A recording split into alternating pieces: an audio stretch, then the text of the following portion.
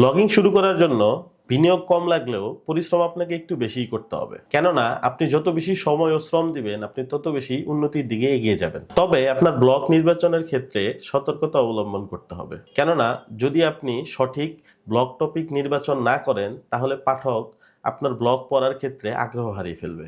আপনাকে পাঠক প্রিয় ব্লগ নির্বাচন করতে হবে, কারণ ব্লগিং এর ক্ষেত্রে পাঠকই হলো ব্লগিং এর প্রাণ। তাই ব্লগিং টপিক নির্বাচনের ক্ষেত্রে মাথায় রাখতে হবে, যেই টপিকের উপরে ভিজিটর বেশি সেই টপিকের উপরে ব্লগ লিখলে আর্নিং এর সম্ভাবনাও বেশি। তাই যদি আপনি সঠিক টপিক নির্বাচন না করেই পোস্ট লেখা শুরু করেন তাহলে সময় ও শ্রম দুইটাই বৃথা যেতে পারে। এক্ষেত্রে আপনাকে তিনটি বিষয় অবশ্যই মাথায় রাখতে হবে। 1, ব্লগ নির্বাচনের সময় ভিজিটরের কথা মাথায় রাখতে হবে যাতে করে শুরুতেই কিছু ভালো রেসপন্স পাওয়া যায়। 2, ইচ্ছামতো টপিক নির্বাচন করে ব্লগ লেখা শুরু করলেই যে ইনকাম বেশি হবে বিষয়টা এরকম নয়, কেননা একটু রিসার্চ করলেই জানা যাবে কিছু কিছু ওয়েবসাইটে 10,000 ভিজিটরের জন্য হয়তো $100 আর্নিং হচ্ছে, আবার কিছু কিছু ওয়েবসাইটে 10,000 ভিজিটরের জন্য হয়তো $40 থেকে $50 আর্নিং হচ্ছে।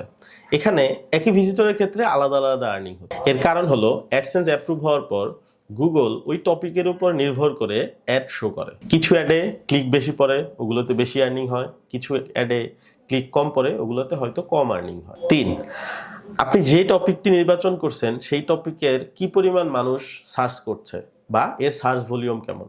যেই টপিকগুলোর সার্চ ভলিউম তুলনামূলক একটু বেশি সেগুলো নিয়েই ব্লগ লেখা উচিত, তাহলে এখান থেকে খুব ভালো একটি অ্যামাউন্ট জেনারেট করা সম্ভব। ধন্যবাদ।